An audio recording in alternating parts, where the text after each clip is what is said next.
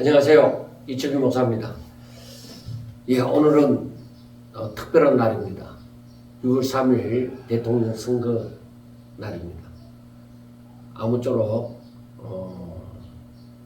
좋은 사람이 이 나라의 대통령으로 선출되었으면 좋겠습니다. 그리고 이 나라가 세상이 다 변한다 하더라도 끝까지 믿음을 가지고 신앙생활을 잘 할 수 있는 나라, 하나님의 뜻을 끝까지 감당하고자 하는 그런 나라와 그러한 백성들이 되어졌으면 좋겠습니다. 자, 이제 오늘은 누가복음 23장을 보도록 합니다. 누가복음 23장도 두 부분으로 나누어서 하도록 하겠습니다. 1절에서부터 56절까지 긴 부분이기 때문에 먼저 우리가 보면은 재판하는 과정이 있습니다.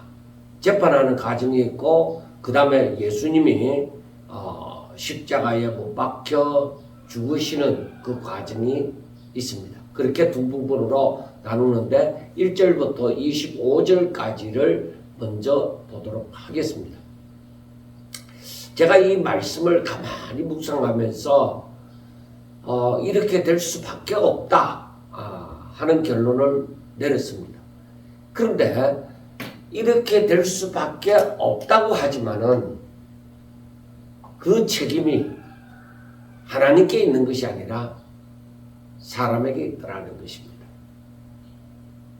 그래서 우리가 먼저 생각해 볼 것은 하나님의 계획이 있습니다. 하나님의 계획이 있어서 이 계획은 그대로 분명히 그대로 성취되어집니다. 보통 하나님의 뜻이라고도 얘기를 하지만은 하여튼 하나님의 이 계획은 그대로 성취됩니다. 그러면은 사람에게 있어서 이 자유의지라는 것이 있습니다. 사람의 자유의지가 양당 간에 갈려집니다. 하나는 이 하나님의 계획에 순종하는 그러한 모습이 있고, 이 자유의지가 하나님의 계획에 따르지 않는 불순종하는 그러한 모습을 바라볼 수가 있을 것입니다. 그런데 이 하나님의 계획은 사람의 자유의지에 영향을 받는 것 같은데, 그러나 결국 하나님의 계획은 어떻게 되어진다고요? 성취되어진다. 분명히 하나님의 계획은 사람이 자유의지가 어떻게 순종하든지 불순종하든지 간에 하나님의 계획은 왜 어떻게 되어졌든지 분명히 성취한다는 것. 우리 하나님을 믿는 사람들이 이걸 분명하게 알고 있어야 됩니다. 사람의 자유의지가 어떠하든지 간에 이 하나님의 계획은 성취되어진다. 그래서 제가 이 큰 어떤 이 성경에 있는 내용을 가지고 크게 생각해 볼 때에 이 세상 온 우주 만물에 일어나는 일들을 우리가 잘 생각해 보셔야 됩니다. 자, 우리가 에베소서 2장 1절부터 보면은 그는 허물과 죄로 죽었던 너희를 살리시도다.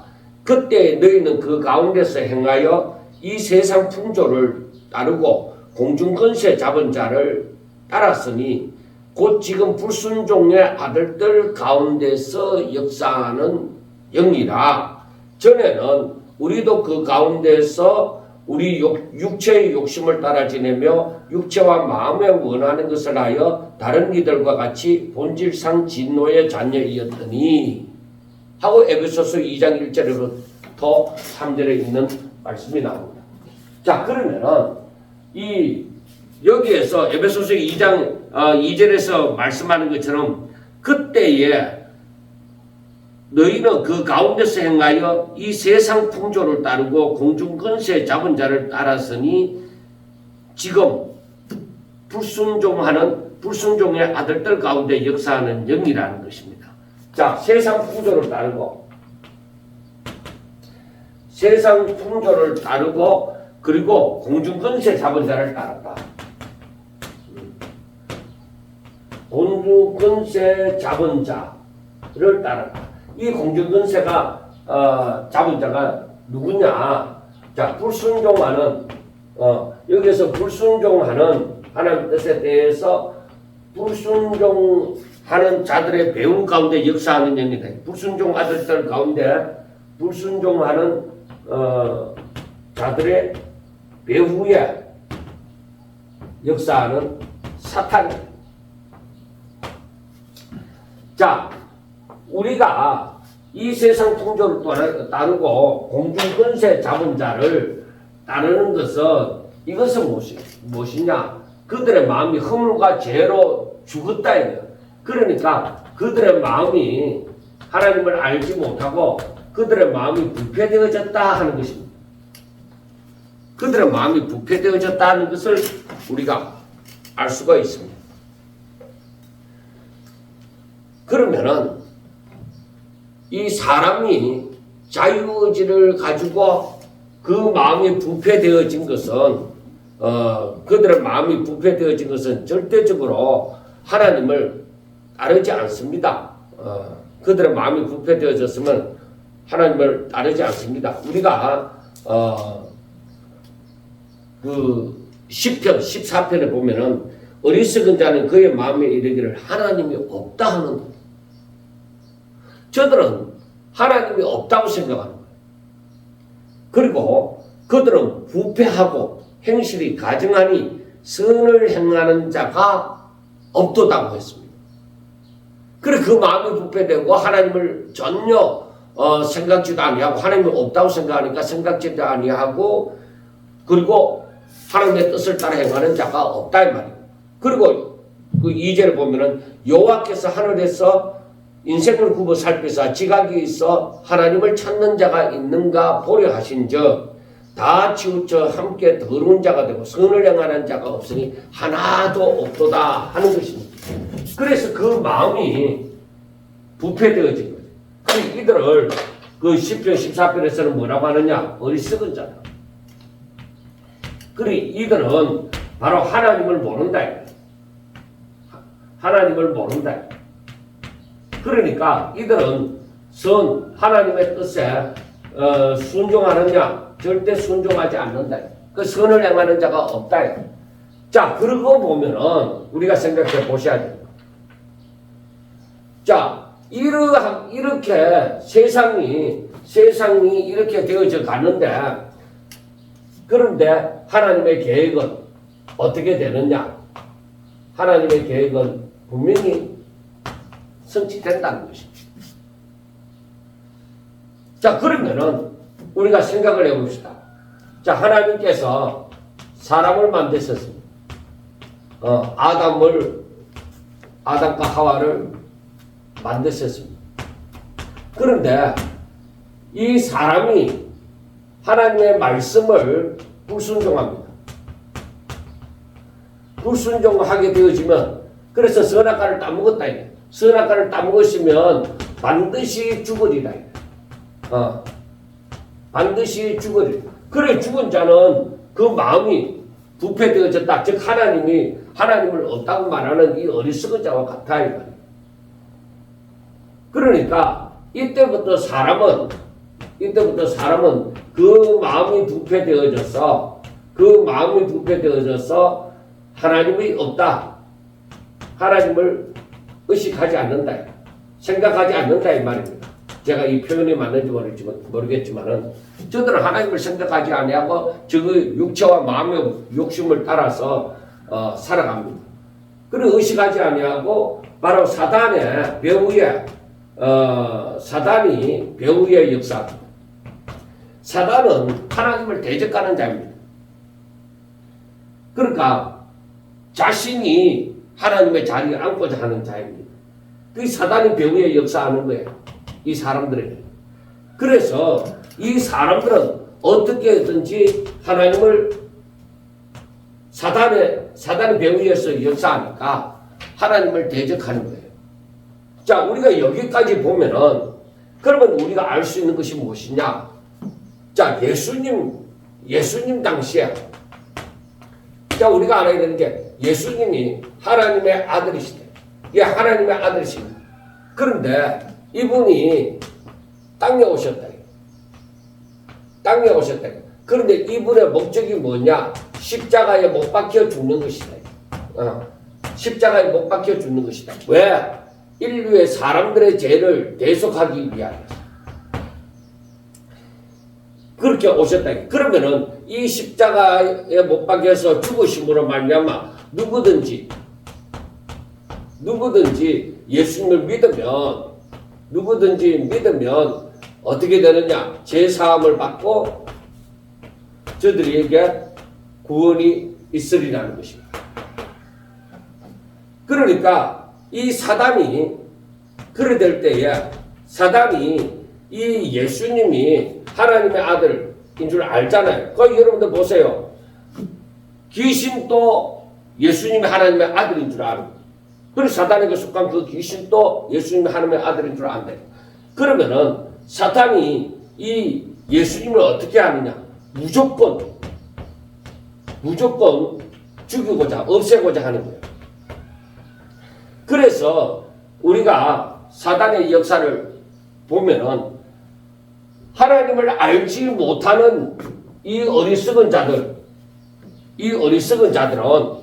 그러니까 무리들을 동원해서 무조건 예수님을 죽이고자 하는데 그러면 이 무리들은 어떤 사람들이냐? 에베소서 2장 3절이 말하는 것처럼 그 육체와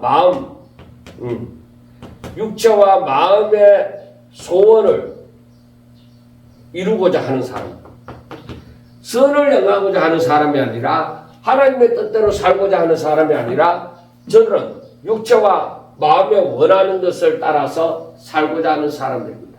그래 이 사람들은 어리석은 자들이죠. 이 사람들은 선을 행하지 못하는 사람들이고 이 사람들은 하나님을 경외하지 않는 사람들이다. 이 사람들에게서 나오는 것은 이거예요. 그래서 결국은 사단이 그 사람이 어떠하든지 간에 결국에는 사단은 그들의 배후의 역사에서 무조건 하나님의 아들 이렇게 하나님께서 하나님의 뜻 예수님을 보내서 하나님의 뜻을 성취하고자 할 때 그것을 성취하지 못하도록 하고자 하는 것이 바로 이 사단이라는 존재다 이 말이에요. 그렇다고 보면은 우리가 알아야 되는 것이 이 당시에 산헤드린 공회에 물론 평상시에 예수님이 사역을 할 때도 이들은 예수님을 따라다니면서 흠을 잡으려고 하고 죽이려고 했습니다. 그런데 막바지에 이르러서 그들에게 기회가 주어질 때, 그러니까 하나님의 허락이 있을 때에 그들은 무조건 이들은 예수님을 죽이고자 하는 것이죠. 그리고 이 산헤드린 공회만 아니라 이들에게 속한 무리들도 예수님을 죽이고자 하는 거예요. 왜? 저들은 하나님이 없다. 그리고 육체와 마음에 원하는 대로 하는 거예요. 자기 욕심을 이루려고 하는 거예요. 그 배후에 누가 역사하냐? 사탄은. 그래 사단은 사단에 속한 이 산헤드린 공회나 이 무리들은 무조건 예수님을 죽이고자 하는 거예요. 그 하나님을 대적하는 거예요. 그런데 하나님의 뜻이 하나님의 계획이 이루어진다고 했잖아요. 하나님의 계획은 바로 예수님이 십자가를 지는 거예요. 그러니까 이것이 분명히 성취되어진다. 그래 이것을 위해서는 분명히 예수님이 바로 이 예수님에 대한 재판이 십자가형이 나오는 거예요. 분명히 십자가형이 나오는 거예요. 이게 하나님의 뜻대로 되어져 가고 있구나. 이걸 보면서 우리가 누가복음 23장을 보면서 더욱더 아하 하나님 뜻대로 되어져 가고 있구나 하는 것을 우리가 아는 것이 참으로 중요합니다. 자 그러면 이제 본론으로 들어가도록 해보겠습니다. 자 1절에 보면은 무리가 다 일어나 예수를 빌라도에게 끌고 갔어. 그러니까 그 대제사장의 뜰에서 이제 예수님 날이 밝게 되어지자 이제 예수님을 빌라도에게 끌고 간 것입니다. 빌라도는 그 로마의 총독이잖아요. 이 예루살렘 전 지역을 총괄하는 총독이다. 그런데 이 사람들이 나중에 보면은 6절과 7절에 보면은 빌라도가 듣고 그가 갈릴리 사람이냐 물어 헤롯의 가날에 속한 줄을 알고 헤롯에게 보내니 하고 말씀을 합니다. 그러니까 빌라도는 총독으로서 그 로마에 직접 속한 그 지령을 받는 그런 총독이고 헤롯은 갈릴리의 분봉왕입니다. 그 자치권이 있지만은 그런데 중요한 것은 헤롯에게 그 십자가형을 십자가형을 내릴 수 있는 그러한 근한이 있는가 하는 것입니다. 그게 참 중요한 부분입니다.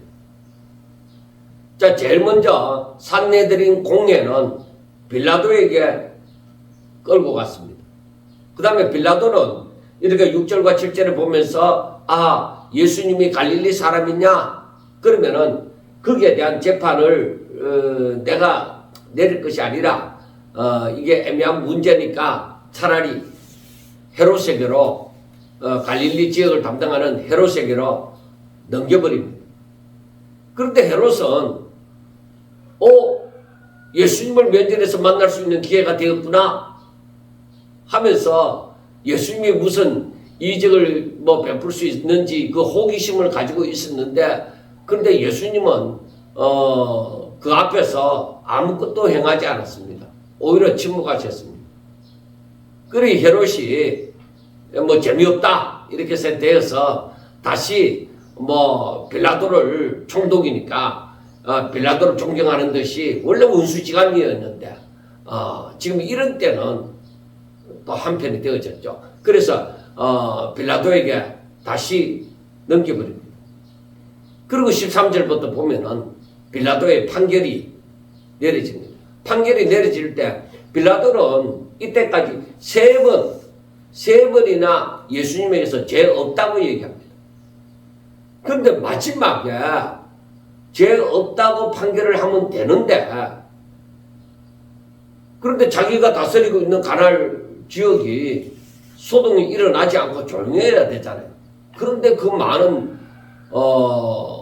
무리들이 오히려 예수님을 십자가에 못 박아라고, 그렇게 하지 않으면 당신은 가이사의 충신, 로마 황제 가이사의 충신이 아니라고 그렇게 막 소리 지르고 난리 나니까 빌라도도 죄 없다고 얘기하고, 나는 그러면 죄 없다 하고 손을 씻겠다.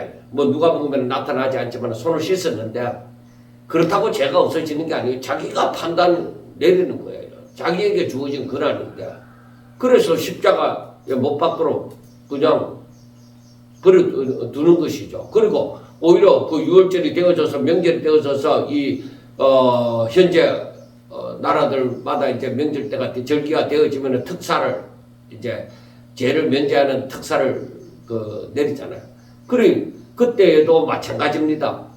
한 사람을 놓아주는 그 전례가 있는데, 그건 완전 강도짓을 하고 말도 안 되는 그 백성들에게 폐를 입힌 그 바라바를 놓아주고 예수님을 오히려 십자가에 못 박는 그러한 형을 내린 것이죠. 그러니까 이 빌라도의 책임이 막중한 것입니다. 자, 우리가 여기에서 먼저 생각을 해봐야 돼요. 그 배경이라는 것이 무시 못하잖아요. 그래 어느 정도 배경을 알아야 됩니다. 자, 빌라도는 로마의 총독이고, 그러니까 지금 절기라서 지금 예루살렘에 기가하고 있습니다. 그런데 예수님은 갈릴리 사람으로 그 갈릴리의 분봉왕, 갈릴리를 다스리는 그 헤롯이 있습니다. 그런데 이 산헤드린 공회에 이 사람들이 빌라도에게 예수님을 끌고 갔습니다. 왜 빌라도에게 끌고 갔을까? 예루살렘에서 최고의 권한은 이 로마 총독 빌라도에게 있었습니다. 우리 그걸 알아야 돼요. 그리고 산헤드린 공회는 종교적인 재판은 가능하지만은 사형 판결을 내릴 권한이 없습니다. 그러니까 예수님을 잡아 죽이려고 하니까 그 권한을 가지고 있는 빌라도에게 데리고 갔습니다. 그 사단의 목적이 뭐라고 했어요? 예수님을 잡아 죽이는 거예요. 그런데 사탄은 이 하나님의 아들인 줄 알기 때문에 어찌하든 잡아 죽이려고 했습니다. 예수님의 공생애를 사시고자 할 때에 마태복음 4장에 나오는 것처럼 마귀가 예수님에게 다가와서 너가 만일 하나님의 아들이거든 하고 얘기를 합니다. 사단은 모르는 게 아닙니다. 다 알고 있어요. 그런데 그때부터 예수님을 자기한테 복종시키든지 죽이고자 했던 것입니다. 그래 그것이 계속 이어지다가 이제 공생애를 마치 좀 되어져서 하나님의 허락 가운데 이제 십자가형으로 가고 있는 중이지요. 그래서 사단은 무조건 예수님을 잡아 죽이고자 하는 것입니다. 그 요한복음 18장 31절에 보면은 유대인들은 그 살인을 내릴 수 있는 권한이 없다는 것을 얘기를 합니다. 자, 요한복음 18장 31절에 보면은 30절부터 보면은 대답하여 이르되 이 사람이 행악자가 아니었더라면 우리가 당신에게 넘기지 아니하였겠나이다. 31절 빌라도가 이르되 너희가 그를 데려다가 너희 법대로 재판하라. 유대인들이 이르되 우리에게는 사람을 죽이는 권한이 없나이다 하니 이는 예수께서 자기가 어떠한 죽음으로 죽을 것을 가리켜 하신 말씀을 응하게 하려 함이더라. 그리고 이것조차 뭐예요? 다 하나님의 뜻 가운데서 이루어지고 있는 거예요. 자, 그 다음에는 빌라도가 평상시에는 이 예루살렘에 귀가하지 않았는데 지금 이때 절기가 되어져서 지금 자기 가난이 있으니까 사람들이 많이 모이잖아요. 그러니까 이때에 헤롯도 예루살렘에 마침 거하였고 갈릴리에서 와서 예루살렘에 거하였고 이 빌라도도 예루살렘에 지금 귀가하고 체류 중이 있었습니다. 그 이때는 무슨 소요가 일어날까봐 이렇게 예루살렘에 체류를 했던 것입니다. 자, 누가복음 23장 오늘 7절 말씀에 보면은 헤롯 가나안에 속한 줄 알고 헤롯에게로 보내니 그때의 헤롯이 예루살렘에 있더라 했잖아요. 그 헤롯이 바로 이 절기를 맞이해서 어떤 소요라도 일어날까봐 바로 이때에 예루살렘에 기도했습니다.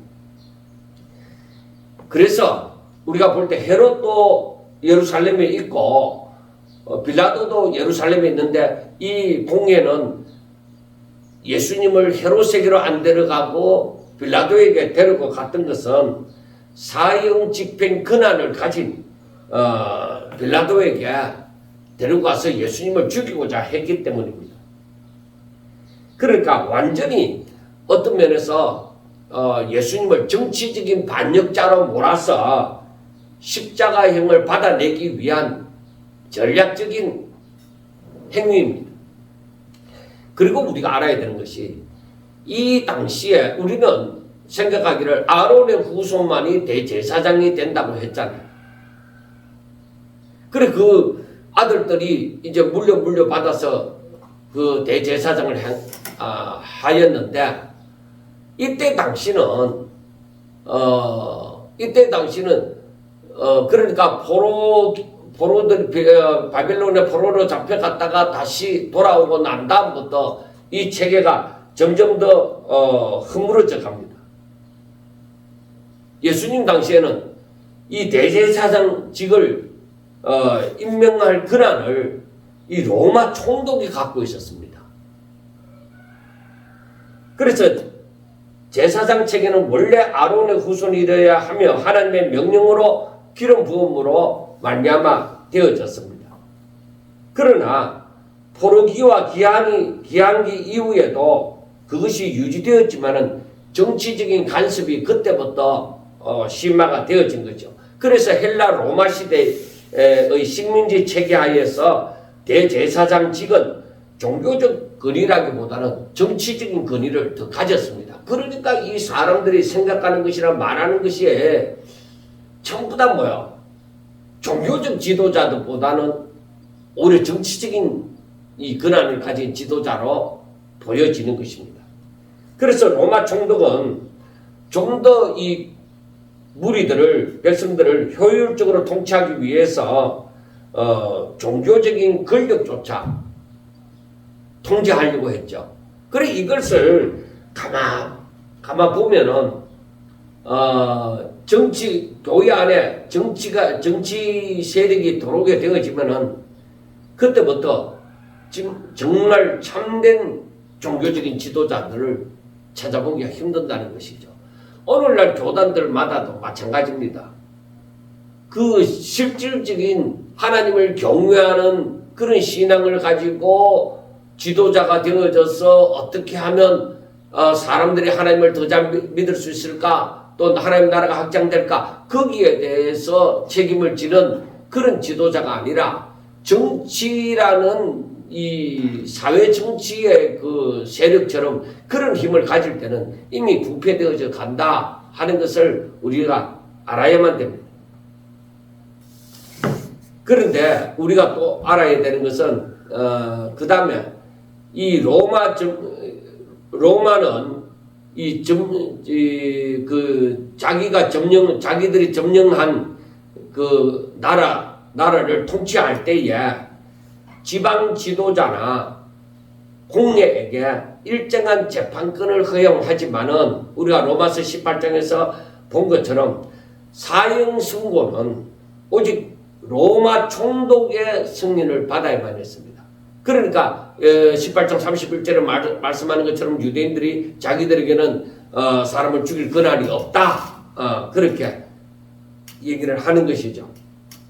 그리고 이 분봉왕인 헤롯도 마찬가지입니다. 사형 언도를 내릴 권한은 부분적으로는 가능했지만 실제적으로는 제한적이었습니다. 사도행전 12장 1절과 2절을 보아도 요한의 형제 야고보를 죽인 그 헤롯은 그 지금 예수님 때에 있었던 그 분봉왕 헤롯 안티파스가 아니라 헤롯 아그리파 1세입니다. 그래서 예루살렘 전체를 다스렸던 왕입니다. 그걸 우리가 참고를 했으면 좋겠습니다. 그런데 헤롯 안티파스는 갈릴리의 분봉왕으로 예루살렘 지역에서 사형 언도를 내릴 수 없었고 그의 권한은 빌라도와 겹치지 않도록 딱 제한이 되어져 있었습니다. 그러다 보니까 이 평상시에 우리가 말씀을 보면은 12절에 헤롯과 빌라도가 전에는 원수였으나 당일에 서로 친구가 되니라. 그 예수님을 죽이는 데는 원래 악한 자는 뭐요? 자기들끼리 평상시에는 원수가 되어져 있는데 하나님의 사람을 밀쳐내고 하나님의 뜻을 부인하는 일에는 그 악한 자들이 한편이 되어져 있습니다. 여러분 한번 교회 안에도 한번 잘 보세요. 서로 어르렁거리고 싸우는 사람들이 목사 쫓아보낼 때는 한편이 되어지는 것을 많이 볼 겁니다. 그래서 제가 그것이 딱 생각이 났습니다. 그래서 결국에는 이 빌라도의 총독 권한은 로마법상 최종 재판권과 사형 언도 권한이 주어졌습니다. 그래서 우리가 오늘 말씀 24절에 보면은 이에 빌라도가 그들이 구하는 대로 하기를 언도하고, 그러니까 24절에 이에 빌라도가 그들이 구하는 대로 하기를 언도하고, 25절 그들이 요구하는 자 곧 밀란과 살인으로 말미암아 옥에 갇힌 자를 놓아주고 바라바죠. 그 다음에 예수는 넘겨주어 그들의 뜻대로 하게 하였다. 그 십자가의 못 밖으로 그렇게 넘겨주었다는 것이죠. 그러니까 이 로마는 자기들이 점령한 그 점령지의 사람들의 그 종교를 어느 정도는 인정을 했지만은, 그런데 종교로 인해서 정치가 만약에 불안해지고 무리들이 선동하는 일이 일어나면은 그때는 과연 총독이 개입을 했다는 것을 우리는 알고 있어야 됩니다. 그러면 이제 이 본문이 더욱더 이해가 되어질 것입니다. 자, 1절 무리가 일어나 예수를 빌라도에게 끌고 가서 고발하여 이르되, 우리가 이 사람을 보면 자, 그 공명의 고발, 저기 고발하는데, 자, 첫째 어떤 고발이냐 하는 말이 백성을 미혹한다. 백성을 미혹하고, 그 다음 두 번째 가이사에게, 그 로마에 세금을 바치는 것을 금한다. 세금 바치는 것을 금하고, 그 다음에 세 번째 자칭 왕 그리스도라고 한다. 자칭 왕 그리스도라고 말을 한다. 그렇게 얘기를 합니다.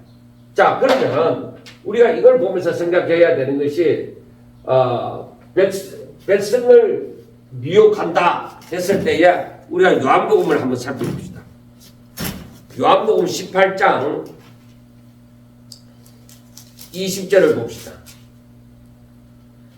예수께서 대답하시되 내가 드러내놓고 세상에 말하였노라. 모든 유대인들이 모이는 회당과 성전에서 항상 가르쳤고 은밀하게는 아무것도 말하지 아니하였거늘 하고 얘기를 하잖아요. 그러니까 백성을 미혹하는 일이 아니었다는 것입니다. 그리고 마태복음을 우리가 살펴보겠습니다. 마태복음 22장 16절을 보면은 자기 제자들을 헤롯 당원들과 함께 예수께 보내어 말하되 선생님의 우리가 아노니 당신은 참되시고 진리로 하나님의 도를 가르치시며 아무도 끊어기는 일이 없으시니 이는 사람을 외모로 보지 아니하심이니이다 하고 얘기를 합니다. 그러니까 예수님은 공공장소에서 진리를 가르치시고 선동을 하거나 속이는 일이 없었다는 것을 요한복음 18장 20절에서나 그리고 마태복음 22장 16절에서 말씀을 하고 있습니다. 백성을 미혹하지 않았다. 그 다음에 가이사에게 세금을 바치지 말라고 했을 때에 분명히 우리가 알고 있는 바대로 우리가 그 누가복음 20장 25절에 보아도 그리고 다른 부분에 보아도 가이사의 것을 가이사에게 바치고 하나님 것을 하나님에게 바치라고 얘기했습니다. 세금 납부를 분명히 허락을 했습니다. 가이사의 것을 가이사에게 바치. 그리고 자칭왕 그리스도라고 하는 것은 요한복음 18장 36절이나 그 다음에 요한복음 6장 15절에 보아서도 하나님의 나라는, 예수님의 나라는 이 땅에 속한 것이 아니다. 이 땅에 속한 것이 아니라고 얘기했습니다. 그리고 나중에 이 말씀을 찾아보기를 바랍니다. 그러니까 내가 이 땅에서 정치적으로 왕이 되고자 하는 가룟 유다가 바라는, 그리고 제자들이 바랐던 그런 이 땅에서 왕을 차지하는 왕으로 세워지는 그것을 말하는 것이 아니다. 그런데 이들은 바로 이 부분을 가지고 완전히 뭐라고 할까, 정치적으로 그러니까 이 백성을 미혹하죠. 세금 바치지 말라고 하죠. 자기가 왕이라고 하죠. 그러니까 이 완전히 자신들의 문제를 정치적으로, 종교적이 아니라 정치적인 문제로 대두를 시켜서 예수님을 빌라도에게 데리고 간 거예요. 그 빌라도 보고서 빌라도는 뭐요? 나라를 안정되게 하고 로마의 그 법에 복종하도록 하는 것인데, 그런데 이 정치적으로 이 반란을 일으키는 자처럼 그렇게 만들어버린 거예요. 그럼 완전히 이 예수님의 그 공생애와는 상관이 없는, 하나님의 예수님이 하신 것과는 상관이 없는 완전히 정치적으로 몰아붙인 거예요.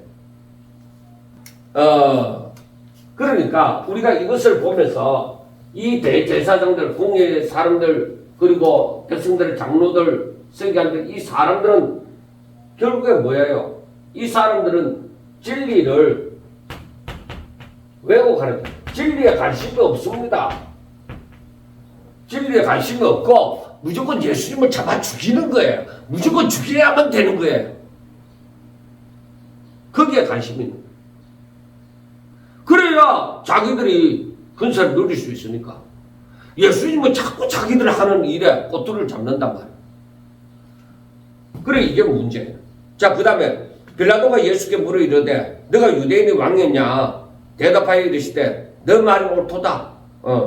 그래, 이게 요한복음 18장 33절에서부터 38절에 이르는 말씀인데, 그러니까 거기에 보면은 내 나라는 이 땅에 속한 것이 아니다, 세상에 속한 것이 아니라고 분명하게 얘기합니다. 그래서 그렇지만은 너가 유대인의 왕이냐 할 때 그렇다, 너 말이 옳도다 하고 얘기를 하는 것입니다. 빌라도가 대제사장들과 무리들에게 이르되 내가 보니 이 사람에게 죄가 없도다. 무리가 더욱 강하게 말하되 그가 온 유대에서 가르치시고 갈릴리에서부터 시작하여 여기까지 와서 백성을 소동하게 하나이다 하고 말합니다. 그런데 빌라도는 4절에서 내가 보니 이 사람에게 죄가 없도다고 얘기했잖아요. 그게 뭐냐면은 빌라도가 볼 때에 예수님이 정치적으로 로마를 위협할 인물이 아님을 알았습니다.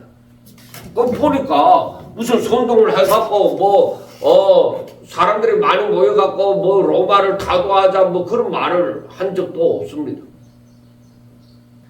그리고 유대인의 왕이라는 개념이 영적인 메시아 개념이라고 파악을 빌라도도 했습니다. 빌라도는 유대인의 내적 종교 갈등에 굳이 개입하고 싶지 않았습니다. 그래서 이제 갈릴리 사람이라는 거 알고 헤롯에게, 그 갈릴리 분봉왕인 헤롯에게 넘겨버린 것이죠. 그리고 빌라도가 바라볼 때는 예수님의 그 활동 상황을 들었을 때에 예수님께서 그 선동적인 기질이 있었다면 분명히 데모를, 오늘날로 말하면 데모를 일으키든지 무슨 수가 있었을 것입니다. 그런데 그런 부분은 전혀 보이지 않았습니다. 누구를 죽이거나 그런 일이 없습니다. 그러니까 군중들이 모여서 무슨 선동해서 폭력을 행사하거나 무슨 강공서를 부수거나 그런 게 없었습니다. 단순하게 빌라도가 바라볼 때는 민중 선동이 아니라 오히려 종교적인 그 가르침에 종교적인 가르침을 가르치는 그러한 사람에 불과하다는 것을 빌라도는 파악을 했습니다. 자, 빌라도가 듣고 6절입니다. 빌라도가 듣고 그가 갈릴리 사람이냐 물어 헤롯의 가난에 속한 줄 알고 헤롯에게로 보내니 그때 헤롯이 예루살렘에 있었더라. 헤롯이 예수를 보고 매우 기뻐하니 이는 그의 소문을 들었으므로 보고자 한지 오래였고 또한 무엇이나 이적 행하심을 볼까 바라던 영혼이라. 그래 헤롯이 예수님을 만나게 되어지니까 굉장히 좋았던 거예요. 그래 왜냐하면은 예수님이 하여튼 놀라운 일을 행하신다 하더라. 그러니까 드디어 예수님을 그 호기심을 갖고 있다가 예수님을 만나게 되니까 기뻤죠. 그런데 9절을 보세요. 여러 말로 물으나 아무 말도 대답하지 않았습니다. 예수님은 그 헤롯에게 호응하지 않았습니다. 그러니까 예수님이 말을 안 하니까 대제사장과 서기관들이 더 힘써서 고발하는 거예요. 말을 안 하니까 더욱더 힘써서 고발한 거예요. 그리고 11절을 보면 헤롯이 그 군인들과 함께 예수를 업신여기며, 그러니까 헤롯이 예수를 만나서 기뻐했다는 것은 단순하게 정말로 존경하는 인물로 어떤 가르침을 받을까 하여 그런 거 없습니다. 오히려 어떤 신기한 일들을 보고자 하는 그런 마음이었죠. 그 예수님을 예수님 메시아같이 대우하는 사람은 여기서 아무도 보이지 않습니다. 그래서 예수님을 업신여기고 희롱하고 오히려 조롱하듯이 빛난 옷을 입혀서 빌라도에게 다시 보내버립니다. 왜? 이 무리들이 소동하고 이들은 예수님을 죽이고자 하는 입장이고 자기에게는 그런 권한이 없습니다. 그러니까 빌라도가 마침 있으니까 빌라도에게 빌라도가 죄 없다고 판결한 것처럼 나도 뭐 그렇게 생각한다. 그런데 막 알아서 하세요 하고 다시 보냈습니다. 그래서 그게 뭐냐면 12절에 헤롯과 빌라도에게 전에는 원수였으나 당일에는 서로 친구가 되어졌다 하는 것입니다. 자, 헤롯과 빌라도가 같은 이 이스라엘 사람들 유대인들을 통치하면서 왜 원수가 되어졌는가 하면은 그 로마 총독과 이 분봉왕으로서의 정치적인 영역과 행정 문제로 아마 갈등이 생기지 않았나 그렇게 생각을 합니다. 그리고 어떻게 해서 그날에는 그 당시에 서로 친구가 되어졌느냐 생각해 볼 때 예수님을 재판하는 과정에서 서로의 체면을 살려주는 정치적인 협력 관계를 이루었다는 것을 보게 되어집니다. 그리고 이것을 말하는 상징적인 의미는 무엇이냐면은 진리를 대적하는 세상 권력들은 하나가 되어집니다. 하나가 되어진다는 그것을 우리가 볼 수가 있습니다. 자, 그러면은 시편 2편을 한번 보겠습니다. 시편 2편을 보면은 어찌하여 이방 나라들이 분노하며 민족들이 헛된 일을 꾸미는가? 세상의 군왕들이 났으며 가는들이 서럽게 하여 여호와와 그의 기름 부음 받은 자를 대적하며 우리가 그들의 맨 것을 끊고 그의 결박을 벗어버리자 하는도다. 자, 그 세상의 군왕들이 하나가 되는 거예요. 마지막에는 그 세상의 군왕들이라는 것은 하나님을 알지 못하는 어리석은 자들이에요. 선을 행하지 않는 자들이에요. 무조건 하나님의 뜻을 대적하는 자들이에요. 그래 그 사람들은 마지막에 되어지면 결국에는 한편이 되어집니다. 그래서 예수 믿는 사람들을 잡아 죽이고 옥에 가두고 그렇게 하는 것입니다. 그런데 우리가 알아야 되는 것은 의로우신 메시아 앞에 세상 근세는 연합하여서 그 메시아를 죽이고자 하는데 그러나 결국에는 이와 같이 하나님의 구속 계획 안에 다 있다는 것입니다. 자, 우리가 헤롯과 빌라도에 대해서 한번 생각해 봅니다. 헤롯은 제가 계속 얘기했지만 유대와 사마리아 지역가 로마에 의해서 임명이 되어졌지만은 그 갈릴리 지역의 분봉왕으로서 자치권을 가지고 있습니다. 그런데 빌라도는 유대와 사마리아 지역의 최고의 행정관으로서 로마 황제의 직접 통제를 받는 그런 행정 책임자입니다. 그러니까 그게 레벨이 다른 거죠. 그러니까 빌라도에게 이제 모든 것이 넘어가는 것을 보게 되어집니다. 자, 13절부터 봅니다. 빌라도가 대제사장들과 관리들과 백성을 불러 모으고 이르되 너희가 이 사람이 백성을 미혹하는 자라 하여 내게 끌고 왔도다. 보라, 내가 너희 앞에서 신문하였으되 너희가 고발하는 일에 대하여 이 사람에게서 죄를 찾지 못하고 하고 말씀을 합니다. 너희들이 고발한 것에 대해서 죄를 찾지 못한다 이거예요. 그런데 빌라도는 지금 재판관으로 이 지역을 다스리는 총독이지만 재판관으로서 지금 이들에게 재판권을 받았잖아요. 근데 죄를 찾지 못해요. 그래서 15절을 보면 헤롯이 또한 그렇게 하여 그를 우리에게 도로 보내었도다. 보라, 그가 행한 일에는 죽일 일이 없다.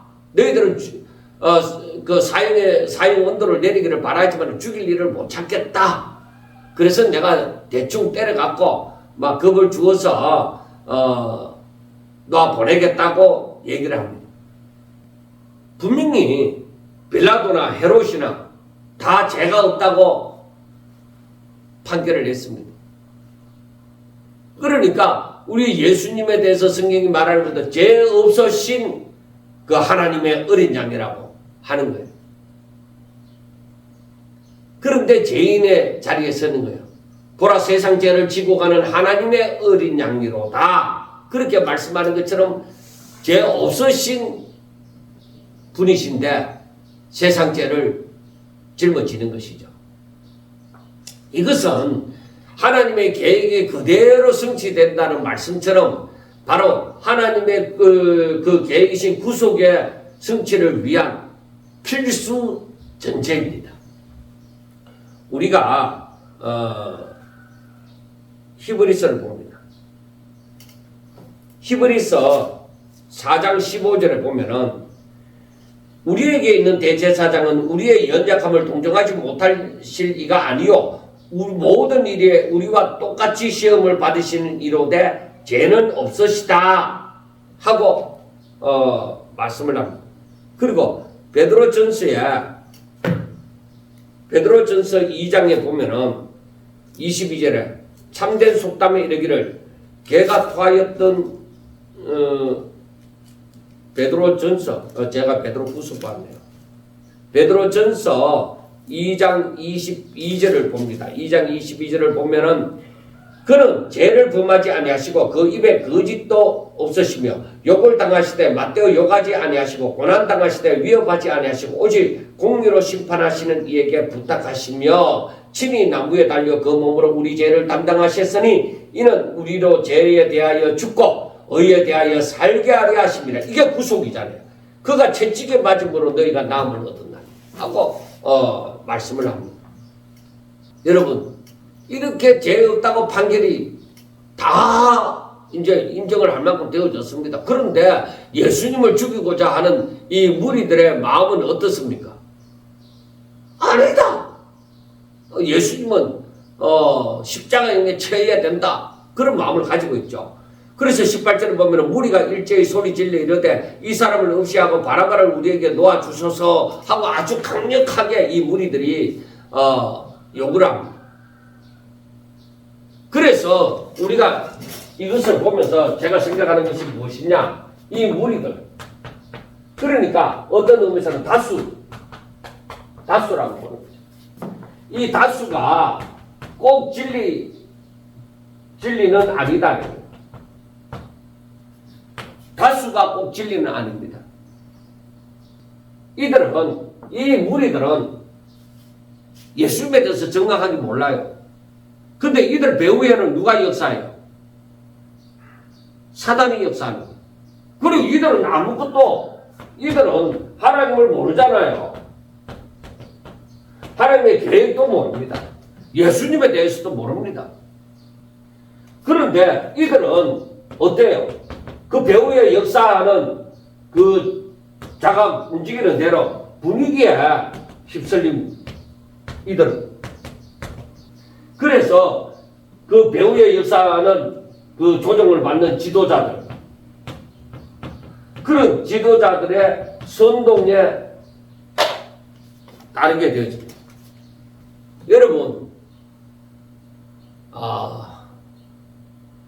그러니까 제가 페이스북에도 그런 걸 또 올려놓는데, 하나님을 믿는 사람은 적어도 우리나라 이 정치를 보고서 또 제가 얘기를 하는 것이, 하나님을 믿는 사람은 적어도 하나님의 뜻이 이루어진다는 것을 알고 이런 그 무리에 속한 자가 아니라 분명히 영들을 분별하는 것처럼 그 분별을 할 줄 알아야 됩니다. 어떤 것이 하나님의 뜻인지를 아셔야 됩니다. 자, 무리들이 소리를 질러서 막 강력하게 요구를 합니다. 근데 19절을 보세요. 이 바라바는 성중에서 일어난 무리들이 이 사람을 없이 하고 바라바를 우리에게 놓아주소서 하고 난리 나잖아요. 그런데 그 바라바가 누구냐고요. 바라바가 성중에서 일어난 밀랑과 살인으로 말미암아 옥에 갇힌 자입니다. 이 성중에서 일어난 밀랑과 또 살인, 그러니까 이 무리들이 예수님을 잡아 죽이고 그 살인자를 살리라는 거예요. 이 무리가 옳은 판단입니까? 예수님이 누구를 죽였습니까? 무슨 백성들을 선동해서 뭐 정치적으로 반란을 일으켰습니까? 그런데 이 무리들은 지금 뭐요? 이성을 갖고 있으나 사탄의 조종을 받습니다. 이게 무서운 거예요. 마지막 때에 가면 갈수록 이러한 현상을 더 많이 바라볼 것입니다. 그런데 우리 예수 믿는 사람들은 분명하게 분별을 하고 올바른 길을 선택하셔야 됩니다. 하나님의 뜻은 분명히 이루어집니다. 그러면 우리가 알아야 되는 것이 하나님의 뜻이 이루어진다고 하면은 마지막에 뭐예요? 분명히 성도들이 박해를 받습니다. 옥에 갇히고 죽음도 당합니다. 그러나 끝까지 견디는 자, 믿음을 저버리지 아니하고 끝까지 믿음을 지키고 산 자들은 구원을 받습니다. 그래서 우리는 배후에 역사하는 사단의 무리들과 함께 하지 말고 우리는 분명하게 하나님의 뜻을 분별하고 무엇이 올바른지를 깨닫고 그 길을 걸어가셔야 됩니다. 자, 22절 빌라도가 세 번째 말하되, 아니 20절부터 보면은 빌라도는 예수를 놓고자 하여 다시 그들에게 말하되, 자, 재판관이 빌라도가 되잖아요. 근데 예수님을 놓고 싶습니다. 그런데 이 사람들이 소리를 지르고 난리가 나서 하는 말이, 그를 십자가에 못 박게 하소서, 십자가에 못 박게 하소서 하고 얘기를 합니다. 이들은 뭘 알고 소리를 지르나 말이에요. 아무것도 모르는 거예요. 그러면서도 소리를 지르는 거예요. 빌라도가 세 번째 말하되, 이 사람이 무슨 악한 일을 하였느냐? 나는 그에게서 죽일 죄를 찾지 못하였느니 때려서 놓으리라 하고 얘기를 합니다. 그 빌라도는 계속적으로 세 번이나 지금 나는 그에게서 죄를 찾지 못한다, 그에게서 죄를 찾지 못한다, 재판관이잖아요. 그러니까 그렇게 하는데도 이 사람들이 더 큰 소리로 재촉해서 예수님을 십자가에 못 박기를 구합니다. 결국에는 뭐예요? 지금 그 예루살렘에서 실 있는 자가 누구예요? 예수님입니까? 아니요, 예수님을 따르는 자들은 뿔뿔이 흩어지고 지금 소리도 내지 못하고 있습니다. 그리고 전부 다 이 공회의 대제사장들과 백성의 장로들과 서기관들이 하는 대로 그쪽으로, 대세가 그쪽으로 기울이니까 무리들이 예수님을 그 가르치심도 듣고 이적도 본 자들도 다 그쪽으로 흘러버렸습니다. 그 예수님 편에 있는 사람들은 큰 소리도 안 냅니다. 그리고 예수님의 제자들도 다 뿔뿔이 흩어져 버렸습니다. 그런 입장에서 지금 막 큰 소리가 나고 예수님을 십자가에 못 박기를 구합니다. 그러니까 이 재판관인 빌라도가 분명히 죄 없다 했지만은 이 선동이 난리가 나는 거예요. 야, 이거 뭐 나라가 뭐 뒤집을 것 같고 자기의 목이 간당간당할 것 같다, 위협을 느끼는 거예요. 그러니까 그가 내린 재판이 어떻게 되느냐, 결과가 24절 이에 빌라도가 그들이 구하는 대로 하기를 인도하고 그들이 요구하는 자 곧 밀량과 살인으로 말미암아 옥에 갇힌 자를 놓아주고, 바라바를 놓아줬다는 것이죠. 예수는 넘겨주고 십자가형에 취하도록끔 그들 뜻대로 하도록끔 했다는 것이죠. 그러니까 재판관인 빌라도가 예수님의 무죄를 분명히 알았지만은 군중을 달리기 위해서 예수님을 십자가에 넘깁니다. 옳은 판결이 아니죠. 여러분, 그 때문에 중요한 것입니다. 진리를 아는 것이 중요한 것이 아니라 진리를 선택하고 따르는 용기가 중요한 것입니다. 저 사람이 죄가 없다는 것 아는 것이 중요한 것이 아니라 죄가 없으면 죄가 없다고 재판관은 그렇게 판결을 내려야만 하는 것입니다. 그런데 이 선동하는 무리들로 말미암아서 법이 굽어진다. 이건 옳은 재판관의 아니죠. 세상은 예수님을 배척했습니다. 그런데 우리가 분명하게 알아야 되는 거예요. 하나님의 나라는 그들의 배척 속에서도 더욱 선명하게 드러난다는 것입니다. 우리가 그걸 알아야 돼요. 세상은 온통 사단이 자기 멋대로 다스리는 그러한 나라가 된 것 같지만은 하나님의 나라는 결코 사라지지 않고 그 가운데서 드러나기 시작한다는 것입니다. 오늘날 우리는 어느 편에 서 있습니까? 진리이신 예수님을 붙들고 있습니까? 아니면 다수의 소리에 편성하고 있습니까? 여러분, 지도자들의 그 음모, 군중들의 선동, 그리고 총독과의 타협은, 총독의 타협은 모두 다 불의한 결정이었습니다. 불의한 것입니다. 그러나 그 결정 속에서도 하나님의 계획은 정확하게 성취되어져 가고 있다는 것입니다. 여러분 성취하지 않습니까? 막 짓밟는데 그래서 완전히 끝날 것 같았는데 그 가운데서도 생명은 딱 그 뜻을 이루어져 가고 있다는 것입니다. 정말로 우리가 깨달아야 될 부분입니다. 자, 사도행전 2장 23절에 보면은 그가 하나님께서 정하신 뜻과 미리 아신 대로 내준 바 되었거늘 너희가 법 없는 자들의 손을 빌려 못 박아 죽였으니 하고 말씀을 합니다. 하나님의 정하신 뜻과 미리 아신 대로 내준 바가 되어졌다는 겁니다. 사단이 이것을 알 때는 미치고 한장 폭짝 뛰겠죠. 그런데 그들은 욕심을 따라서 그렇게 행하는 것입니다.